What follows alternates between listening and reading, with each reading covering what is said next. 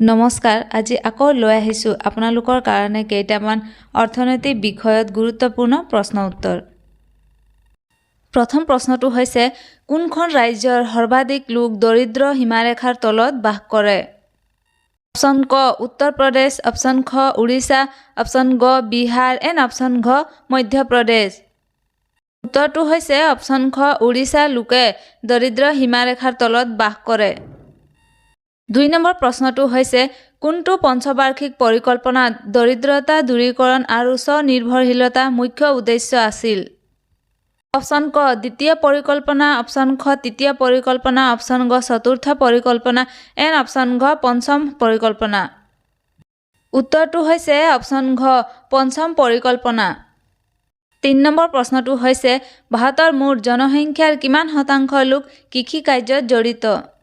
Option ক ৯০%, option খ ৫০%, option গ ৪০% এণ্ড অপশ্যন ঘ ৭০%।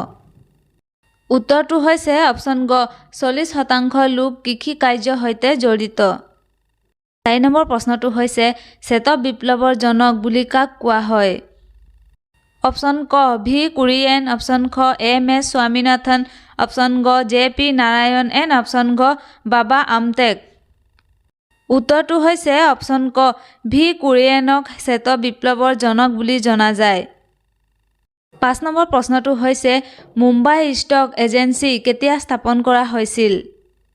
অপশ্যন ক ১৮৭৫ চনত, অপশ্যন ক ১৯০০ চনত, অপশ্যন গ ১৯২২ চনত এণ্ড অপশ্যন গ ১৯৪৭ চনত। উত্তৰটো হৈছে অপশ্যন ক ১৮৭৫ চনত মুম্বাই ষ্টক এক্সচেঞ্জ স্থাপন কৰা হৈছিল। ৬ নম্বৰ প্ৰশ্নটো হৈছে, কোনখন দেশৰ পৰা ভাৰতে সৰ্বাধিক আমদানি কৰে? অপশ্যন ক আমেৰিকা যুক্তৰাষ্ট্ৰ, অপশ্যন ক ছিংগাপুৰ, অপশ্যন গ চীন এণ্ড অপশ্যন ঘ সংযুক্ত আৰৱ গণৰাজ্য। উত্তৰটো হৈছে অপশ্যন গ চীন দেশৰ পৰা ভাৰতে সৰ্বাধিক আমদানি কৰে। ৭ নম্বৰ প্ৰশ্নটো হৈছে, ভাৰতীয় ক্ষুদ্ৰ উদ্যোগ উন্নয়ন বেংকৰ মুখ্য কাৰ্যালয় ক'ত অৱস্থিত?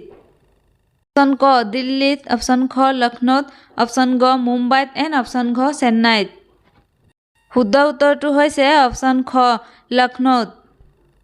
৮ নম্বৰ প্ৰশ্নটো হৈছে, কোনটো বেংকে ভাৰতত ভ্ৰমণ কাৰ্ড মুকলি কৰিছে? অপশ্যন ক HDFC বেংক, অপশ্যন খ এক্সিছ বেংক, অপশ্যন গ ICICI বেংক এণ্ড অপশ্যন ঘ এক্সিম বেংক।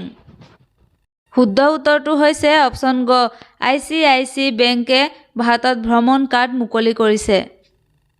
৯ নম্বৰ প্ৰশ্নটো হৈছে, প্ৰধানমন্ত্ৰী আৱাস যোজনাই প্ৰদান কৰা সুতৰ ৰাজসাহায্য কিমান?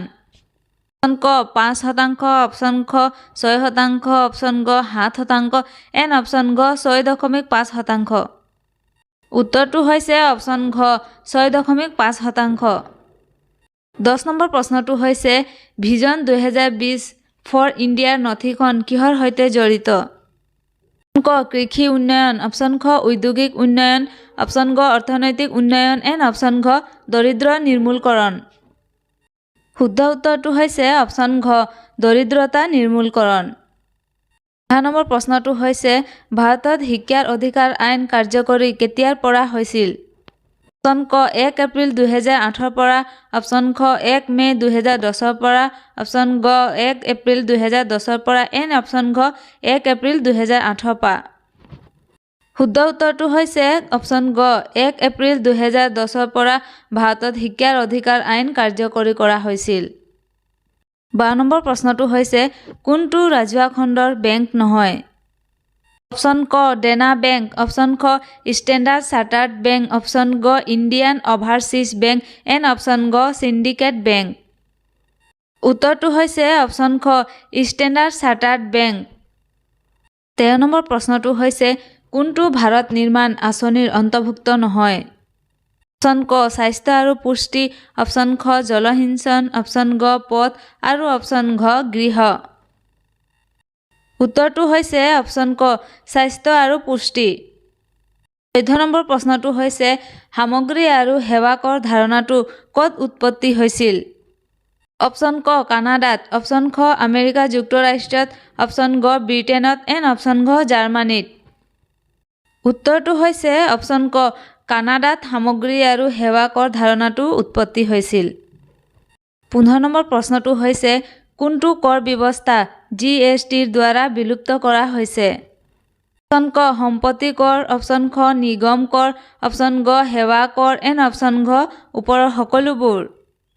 শুদ্ধ উত্তৰটো হৈছে অপশ্যন ক সম্পত্তি কৰ ব্যৱস্থা GSTৰ দ্বাৰা বিলুপ্ত কৰা হৈছে। প্ৰশ্ন উত্তৰবোৰ চাই যদি ভাল পালে তেন্তে please like, comment, share and চেনেলটো ছাবস্ক্ৰাইব কৰি দিব। Thank U.